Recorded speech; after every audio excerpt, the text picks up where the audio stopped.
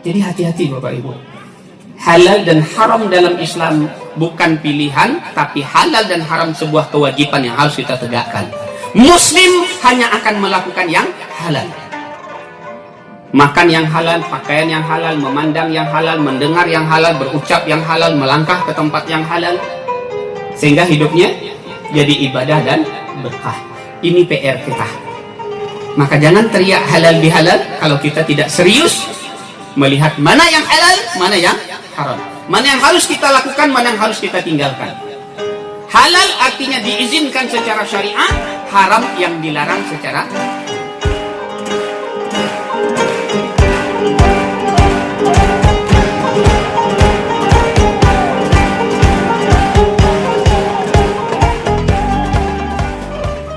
Assalamualaikum warahmatullahi wabarakatuh.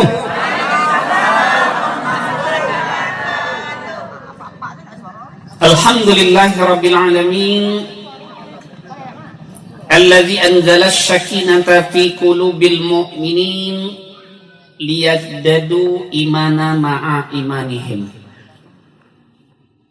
Asyhadu an la ilaha illallah wahdahu la syarika lah. Wa asyhadu anna Muhammadan abduhu wa rasuluhu la nabiyya ba'da. Allahumma salli wa sallim ala sayyidina Muhammad wa ala ali Muhammad. Faqala Allah ta'ala Qur'anil Karim, a'udzu billahi minasy syaithanir rajim, bismillahirrahmanirrahim. Fa iza faragta fansab wa ila rabbika farghab. Wa qala duribat alaihimuz zillah aynama suqifu illa bihablim minallah wa hablim minan nas. Wa qala latarqabuna tabakan an tabak. Quran surat Al-Insyirah ayat 7 dan 8, surat Ali Imran ayat 112, dan surat Al-Insyiqaq ayat ke-19. Yang sama-sama kita hormati dan kita muliakan, alhamdulillah di sela-sela kesibukan beliau hadir bersama kita Pak Camat. Terima kasih Pak Camat, walaupun di tempat beliau sedang halal bihalal juga ya, tapi hadir bersama kita. Pak Lurah, Pak Babin, Pak Ketua LPM, secara khusus ayahanda Pak Syafruddin di usia 75 tahun masih ngurus masjid Pak, luar biasa ini. Pak RW, dan spesial kita hormati dan kita banggakan, terima kasih kehadirannya Pak Dian bersama kita di sela-sela kesibukan mengunjungi sekian banyak kabupaten kota di Sumatera Barat, masih hadir bersama kita hari ini, subhanallah. Bapak Ibu tokoh masyarakat, ninyak mama, alim ulama, cadiak pandai nan gadang wasabatua, kok kapai tampe batanyo, kapulang tampe babarito. Ibu-ibu kami, bundokan duang dimpapeh rumah nan gadang, pemuda-pemudi Paganagari, insya Allah semua kita yang hadir hari ini, pertama dapat tambahan bonus umur di sisi Allah Subhanahu wa Ta'ala. Yang kedua, dapat tambahan pintu-pintu rezeki baru. Karena dalam sebuah hadis dikatakan silaturahim itu paling tidak ada dua manfaat. Pertama, memperpanjang umur. Yang kedua, membuka pintu-pintu rezeki baru. Bapak Ibu hadirin yang dirahmati dan dimuliakan Allah, mengawali tausiah halal bihalal kita pada siang yang berbahagia ini, pertama sekali tentunya kita sama-sama kembali senantiasa selalu memulainya dengan rasa syukur kita yang terus kita tingkatkan kepada Allah. Alhamdulillah. Doa-doa kita dulu semenjak awal bulan Rajab, minta dipanjangkan umur kita bulan Sya'ban, bulan Rajab dan Sya'ban diberkahi sampai Ramadan, bahkan sampai hari ke-16 Syawal hari ini. Allah masih memberikan kepada kita umur yang lebih. Saya tadi cerita sekilas dengan ayahanda Pak Syafruddin, sudah 12 tahun bonusnya dari Rasulullah. Masih sehat, masih segar, masih bisa ngurus masjid. Nah, Masya Allah. Dan Alhamdulillah, tidak hanya umur yang dilebihkan, fisik yang sehat, negeri yang aman, hati yang masih Allah beri hidayah, iman dan Islam. Sehingga hari ini insya Allah kita hadir tidak hanya karena segan, tapi karena iman dan karena keinginan kita membangun silaturahim karena Allah. Alhamdulillah. Maka mari kita syukuri, insya Allah ditambah Allah nikmatnya kepada kita. Tapi ingat, syukur itu buah yang benarnya hanya satu, kata Ibnu Taimiyah. Apa buahnya syukur? Ibadah. Maka kalau kita bersyukur, tolong lihatkan ibadah kita bertambah baik kepada Allah Subhanahu wa Ta'ala. Kemudian salawat dan salam yang berupa Allahumma salli ala Muhammad wa ala ali Muhammad. Sama-sama kembali kita doakan kepada Allah buat junjungan kita, tauladan kita, Nabi besar Muhammad sallallahu alaihi wasallam. Allahumma salli ala Muhammad wa ala ali Muhammad. Mudah-mudahan selawat yang kita ucapkan tidak hanya sekedar syarat dari lisan kita keluarnya, tapi benar-benar didorong oleh hati karena iman dan cinta kepada Rasul.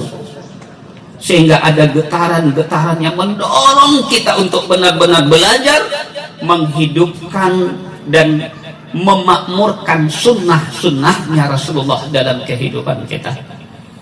Sehingga insya Allah akan jadi penyebab nanti Rasulullah, menjadikan alasan nanti Rasulullah benar-benar juga mencari kita di akhirat untuk diberikan syafaatnya oleh Rasulullah Sallallahu Alaihi Wasallam.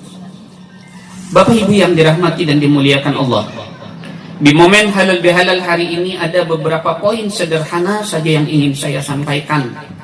Pertama, meluruskan pemahaman kita tentang bid'ah. Kenapa ini perlu saya singgung Bapak Ibu? Karena ada di sebuah masjid kemarin dekat dari kita, itu jemaah sampai terpecah karena semua diklaim haram. Peringatan Isra Mi'raj haram, Maulid Nabi haram, halal bihalal haram. Jadi nggak boleh ada acara begini, Masya Allah. Haram semua. Dalilnya apa? Tidak pernah dicontohkan Rasulullah, tidak pernah dikerjakan Rasulullah, tidak pernah ada hadis memerintahkan kita mengerjakan. Benar itu, benar. Tapi perlu diingat Bapak Ibu, ulama kita sudah memahami bid'ah itu ada dua. Ada bid'ah hasanah, ada bid'ah dalalah. Kalau memang ini tidak ada hadis yang memerintahkannya, benar. Tidak ada ayat yang menyuruhnya, benar. Tidak ada dalil syar'i yang mencontohkan Rasulullah dan sahabat, benar. Tapi pertanyaannya, apakah yang tidak pernah dikerjakan Rasulullah, tidak pernah dikerjakan 4 Khalifah Ur-Rasyidin, lalu kita kerjakan semuanya salah? Atau tidak ada dalil dalam Al-Quran, tidak ada dalam hadis, lalu kita kerjakan sekarang salah? Tidak Bapak Ibu. Kalau semua yang tidak pernah ada dalil Al-Quran, ada hadisnya kita kerjakan salah, maka pelaku bid'ah pertama adalah Umar bin Khattab. Dan kalau semua pelaku bid'ah ujungnya neraka, beranikah mereka mengatakan Umar ahli neraka? Sementara Umar itu satu dari sahabat yang dijamin masuk surga oleh Rasulullah SAW. Apa yang dilakukan Umar? Membukukan Al-Quran. Coba cari dalam Al-Quran, Pak, adakah satu ayat dari Al-Fatihah sampai Anas memerintahkan Al-Quran dibukukan? Tidak ada. Cari satu hadis selama Rasulullah hidup, adakah Rasulullah pernah berpesan, tolong sepeninggalku nanti bukukan Al-Quran, beri terjemahan bahasa macam-macam di sampingnya? Tidak ada. Dan itu murni idenya Umar bin Khattab menyarankan kepada khalifah waktu itu Abu Bakar As-Siddiq, melihat semakin banyak penghafal Quran meninggal dan beliau cemas, nanti kalau nggak dibukukan, meninggal para penghafal Quran ini, kepada siapa anak cucu kita belajar lagi Al-Quran? Apa kata Abu Bakar? Saya paham maksudmu ya Umar, tapi saya takut mengerjakannya. Kenapa kamu takut? Kata Umar, saya takut kita dianggap bid'ah. Lalu apa kata Umar waktu itu kepada Abu Bakar, Bapak Ibu? Ya Abu Bakar, demi Allah, kalau seandainya usul ini dianggap bid'ah kita kerjakan dan bid'ah dianggap dalalah, ujungnya neraka, dalalah finnar, biar saya nanti di hadapan Allah bertanggung jawab, kata Umar. Begitu kerasnya Umar, Pak. Akhirnya usul Umar itu dikerjakan oleh Abu Bakar, mulai dikumpulkan penghafal Quran, disuruh mencatat semua hafalan, disepakati, dan mulai menulis. Akhirnya selesailah Al-Quran ini dibukukan di zaman Khalifah Utsman bin Affan. Maka Quran kita disebut Quran Utsmani. Itu bid'ah pertama. Yang tidak boleh kita tambah, kita kurangi, kita rubah adalah rukun yang sudah jelas. Tapi kalau metode, cara, sarana, fasilitas, silakan. Dulu Rasulullah dakwah naik onta, sekarang kita dakwah naik mobil Pajero Sport atau Alphard, boleh. Walaupun Alphard buatan orang Yahudi, nggak masalah. Dulu Rasulullah menyuruh Bilal azan naik batang kurma, tinggi-tinggi, panjat, teriak, keras-keras. Sekarang pakai mic yang bagus, nggak dilarang. Dulu dakwah Rasulullah di masjid, kita dakwah sekarang di tenda, halal bihalal, konsepnya intinya silaturahim, disuruh dalam Al-Quran.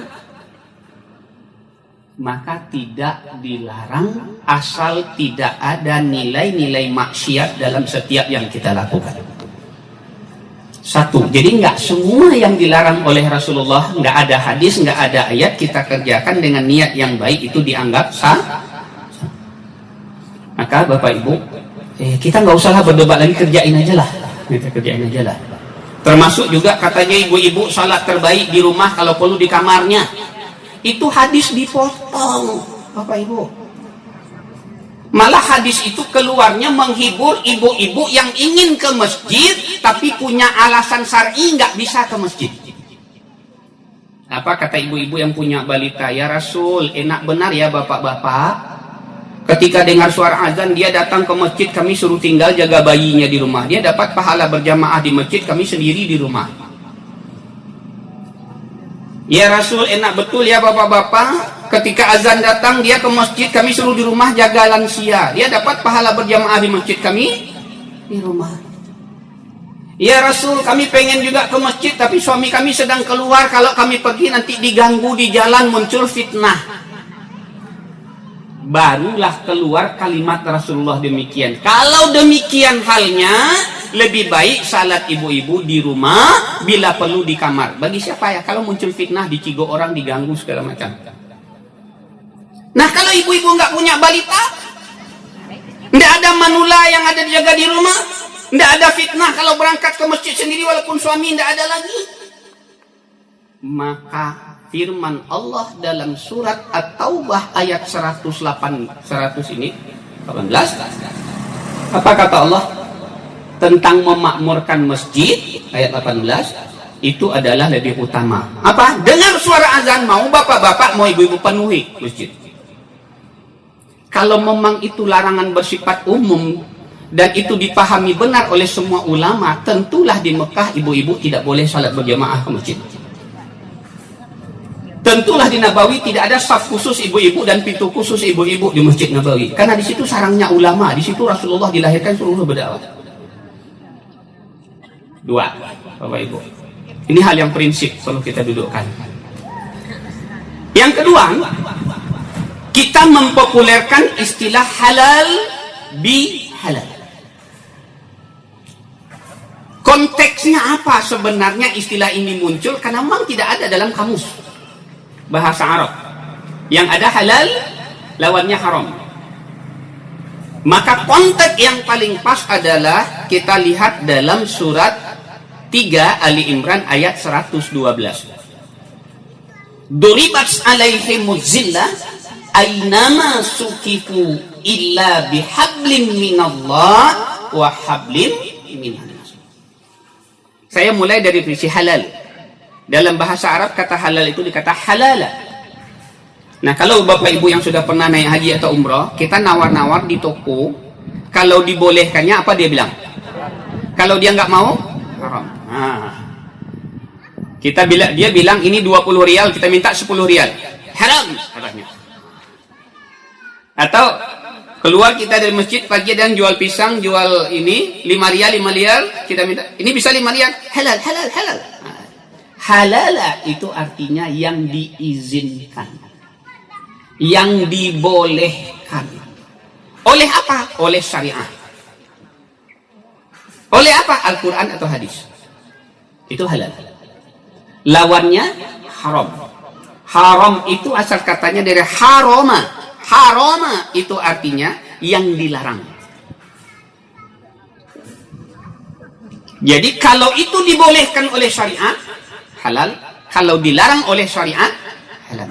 Maka konsekuensi kalau kita mau halal, berarti kita merujuk kepada apa yang dibolehkan oleh syariat dan meninggalkan apa yang dilarang oleh syariat. Insya Allah halal. Kita kerjakan yang dibolehkan, tapi tidak kita tinggalkan yang dilarang. Kira-kira apa posisinya, Bu? Halal di haram. Nah, PR terbesar kita hari ini pertama, bagaimana membangun kata halal fi kulli makan wa fi kulli zaman wa fi kulli hal. Di setiap tempat, di setiap waktu, dan di setiap aktivitas kita. Karena konsekuensi hidup kita adalah ibadah. Halal insya Allah jadi ibadah. Haram insya Allah jadi maksiat.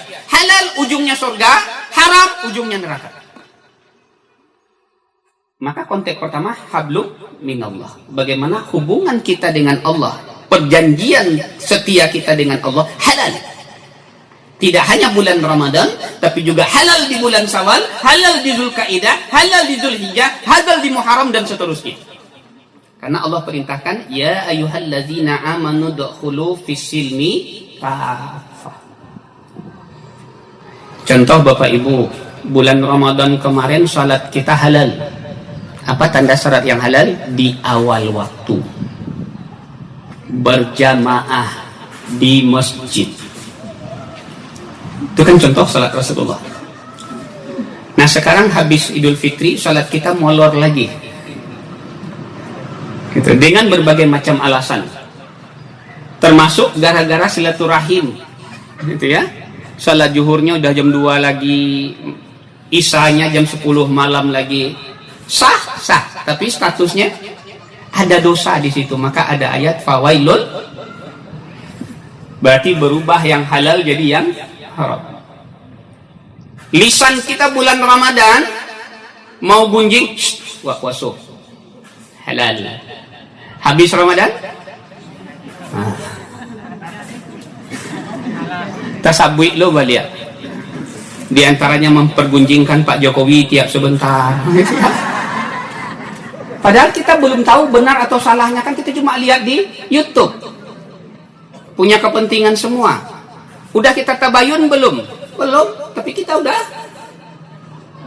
Tugas orang Islam kalau ada sebuah kabar yang sampai ke kita sebelum dilanjutkan atau didiskusikan, tabayun, kan begitu ya? Fatabayyanu. Tanya kesahihannya benar atau tidak.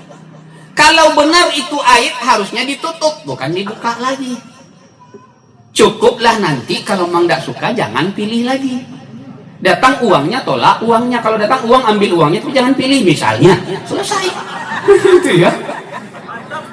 Kan itulah. Tapi kalau buat janji, ini uang pilih saya, nah itu haram. Kalau datang ngasih uang, nggak ada perjanjian, ya alhamdulillah rezeki ambil. Nah, gitu lah. Masya Allah. Hati kita dalam Ramadan sudah halal. Kenapa? Kita dilarang buruk yang dianjurkan baik sangka. Nah setelah Ramadan, talambek siapa pulang anda tua. La reuni lagi kawan lamu. Jadi kita harus halal di halal. Jangan sampai halal di haram. Nah, ini jadi PR besar. Termasuk juga kehidupan kita keseluruhan. Bapak Ibu, maaf. Islam tidak hanya bicara akidah. Islam tidak hanya bicara ibadah. Islam tidak hanya bicara akhlak. Tapi Islam juga bicara muamalah. Bagaimana memenuhi kebutuhan hidup sebagai manusia. Maka tolong periksa mana yang masih dilarang Allah, yang masih kita kerjakan dalam bab muamalah. Yang masih haram tolong halalkan. Contoh, saya perlu sampaikan dengan tegas dan perlu kita hukum kepala daerah yang nggak setuju mulai hari ini. Konvensi Bank Nagari Kesyariah. Karena fatwa Dr. Yusuf Qaradawi, Bapak Ibu, dalam bukunya Fikih Kontemporer, kalau sudah ada bank syariah di tengah umat Islam, maka bukan pilihan, tapi wajib hukumnya dia menghijrahkan pengelolaan hartanya ke bank syariah. Tinggalkan konvensional. Karena konvensional bunga haram. Syariah bagi hasil halal. Itu harus kita selesaikan. Nah ini sekarang kita orang Islam semua, pemimpin kita Islam, kenapa nggak sepakat saja pindahkan ke nagari syariah rekening kita semua halal? Karena saya yakin Bapak Ibu yang punya bank nagari yang non syariah nggak akan pernah memeriksa berapa bunga masuk tiap bulan ke rekeningnya ditransfer. Yang kita ambil gabung semua sehingga tergabung yang halal dengan yang haram. Yang halal uang kita, yang haram bunga yang dititip di rekening kita. Coba pisahkan. Karena sesuap masuk makanan yang haram ke dalam perut anak cucu Adam, baik itu sifatnya atau zatnya. Zatnya mungkin kita beliin beras, zatnya mungkin kita beliin cemilan, zatnya mungkin beli goreng sore hari hujan, tapi sifatnya uangnya ternyata dari bunga. Haram. Coba. Ini harus kita tegaskan. Aneh saja Sumatera Barat, orang Minang yang adat bersandi sara berkali-kali gagal konvensi Bank Nagari Kesyariah. Ini perlu kita pertanyakan. Ini PR-nya Pak Dian ini. Nanti ada tulis. Nggak ada lagi yang nolak gitu ya. Kalau ada juga kepala daerah nggak setuju uangnya dipindahkan ke halal dari yang haram, itu aneh kepala daerahnya. Gitu ya. Aneh gitu Pak. Ada orang nih, sistem sudah selesai, konsep sudah selesai, syarat sudah terpenuhi, apapun kelengkapan dari BU sudah terpenuhi, tapi tidak setuju dia. Nah kan aneh, padahal dia orang Islam. Ini contoh. Maaf, Bapak Ibu, memenuhi kebutuhan kita. Contoh, anak Bapak Ibu, ada yang mau masuk SMA tahun ini. Lalu dia minta beliin motor. Nah, butuh motor pergi ke SMA. Kalau di sini yang terdekat SMA berapa, Pak? SMA 14 di Indarong ya kan? Atau Semakpa di Pawu. Nah kan butuh motor, nggak mungkin pakai Gojek tiap hari. Butuhnya motor, benar. Tapi pertanyaannya, apakah harus motor baru yang diambil lewat kredit leasing? Ini Bapak Ibu maaf. Ini saya perlu sampaikan karena saya baru habis training tentang manajemen ekonomi keluarga muslim di Jakarta. Saya sekarang diminta oleh Agim, diminta oleh Ustadz Abdul Somad, diminta oleh Dr. Aisyah Dahlan. Jadi salah seorang konsultan manajemen ekonomi keluarga muslim di Sumatera Barat. Tahun 2021, aktivasi pinjol di Indonesia. Pinjol tahu Pak? Pinjam online. Yang notabene bunganya 0,38% per hari, gitu ya. Itu aplikasinya di Indonesia tahun 2021 yang terpakai 486 juta aplikasi. Padahal penduduk hanya 207 juta. Ketika saya di Basnas, ada ibu-ibu nangis, Pak bisa nggak Basnas bantu nyelesain uang pinjol saya? Mulainya cuma 5 juta, sekarang sudah 70 juta lebih. Hanya dalam 1 tahun 4 bulan. 4 bulan. Bunga berbunga. Kebutuhan harian kita yang selama ini masih menggunakan prinsip bank 46. Datang tetangga kita dari utara, tinggal di komplek kita, bawa kertas, bawa uang, pinjam 100.000, pulang 120.000. Haram apa halal, Pak? Tahu kita haram, tinggalin. Saya kemarin analisa Bapak Ibu, beli 1 bit. Ini contoh real. Kalau nggak percaya boleh nanti datangi sebuah leasing, lihat lembaran yang dia kasih. Kita mau beli cash ditolak. Harus inden, Pak. Inden. Tapi kalau belinya kredit, tinggalin uang 2 juta, langsung ada barangnya. Ini kapitalis, Pak. harus kita lawan biar halal. Kenapa ujungnya bunga?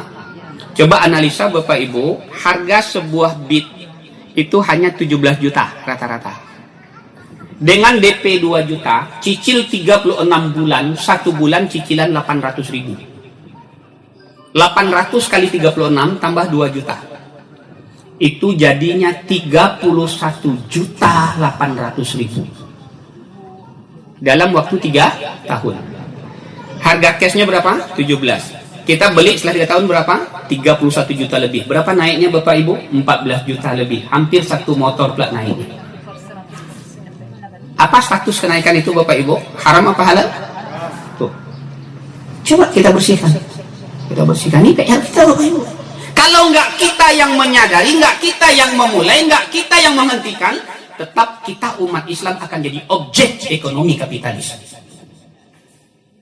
Maka faktor kemiskinan di Indonesia bukan sumber pendapatan tidak ada Pak Camat. Data yang kami punya kerjasama dengan pajak, penyebab kemiskinan di Indonesia itu ada 2.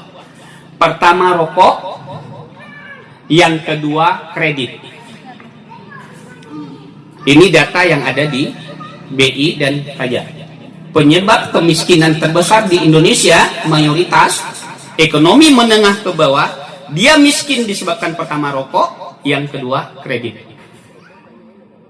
Sehingga lebih memilih SPP anaknya nunggak di sekolah swasta daripada meninggalkan rokok. Rokok halal apa haram Bu? Fikih dasarnya sudah jelas Pak. Ini perlu saya sampaikan. Saya punya bukunya. Kumpulan Fatwa Majelis Tinggi Ulama Islam Internasional yang melakukan sidang tahun 1968 di kota Mekah, menghadirkan 117 dokter spesialis membahas fikih tentang rokok.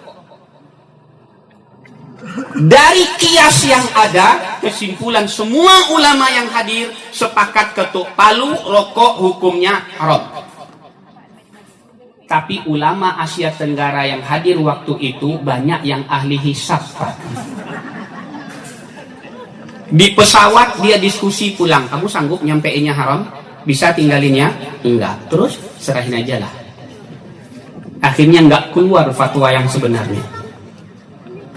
Makanya diperkuat lagi oleh ulama Sumatera Barat setelah banyak yang pulang belajar dari Arab Saudi, LC kita pulang dari Azhar, 2011 di Padang Panjang. Masih ingat enggak Pak? Pertemuan MUI kita di Padang Panjang 2011 memperkuat fatwanya rokok itu haram. Apa dasarnya Pak? Pertama, bolehkah dalam Islam mubazir? Tidak. Yang kedua, bolehkah dalam Islam bunuh diri? Tidak. Yang ketiga, bolehkah dalam Islam zalim? Tidak. Rokok mubazir, rokok ngisap racun, rokok zalim. Bapak yang merokok, ibu yang gugur kandungannya, yang sedang hamil, atau lahir janin cacat. Berapa banyak? Apalagi sekarang terang-terangan sebagian besar filter rokok yang masih dipakai ada di Indonesia itu ada HBB2. Itu fatwa Pak. Saya ketika kuliah herbal ngambil sertifikat herbalis nasional dengan Dr. Zaidul Akbar yang sering Bapak lihat di YouTube, dengan Umi Syabil. Saya sudah terapis herbalis di Sumatera Barat bersertifikat. Itu fakta yang dibeberkan dari video tentang B2 di sekitar kita itu sangat banyak. Sangat banyak. Nah, orang Islam harusnya sangat peka terhadap ini. Kenapa? Ujungnya haram. Ujungnya haram. Yang jelas-jelas salah satunya di filter B2. Di kuas yang warna kuning untuk kuas kue kadang-kadang juga ada. Di margarin kadang-kadang juga ada. Di es krim sebagian juga ada, gitu ya. Maka hati-hati betul. Hati-hati betul labelnya. Banyak Bapak Ibu. Sementara kita teriak hari ini halal bihalal, halal bihalal. Di masjid kita halal salat, tapi makanan kita jadinya haram. Masya Allah. Di masjid kita istighfar halal, tapi nanti motornya motor kredit haram. Bayangin Bapak Ibu, maaf, dosa riba itu cabangnya ada 74. Bukan satu Pak, 74. Satu cabang paling kecil dosanya Apa kata Rasulullah, Bu? 1 dirham dosa riba itu dosanya sama dengan berzina dengan orang tua kandung. 1 dirham itu uang kita berapa, Bapak Ibu? Tidak sampai 100.000. Jadi kalau naik sebuah motor 14 juta, berapa kali zinanya dalam 3 tahun, Pak? Coba lihat nanti kurs dirham dengan rupiah hari ini.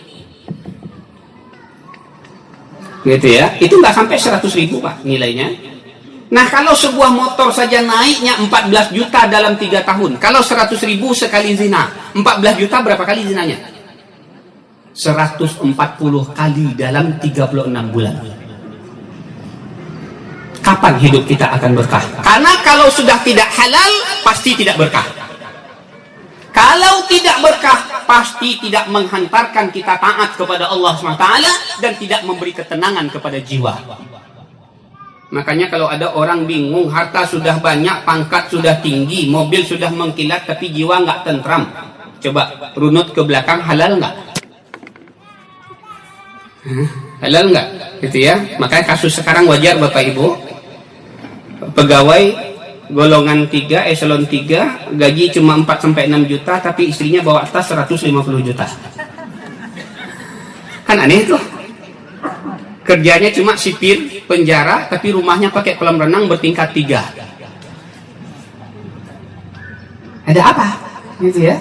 Nah, kalau sudah haram pasti nggak tenang. Kalau sudah haram pasti nggak akan membuat kita makin banyak beribadah, karena haram itu menghalangi kita beribadah.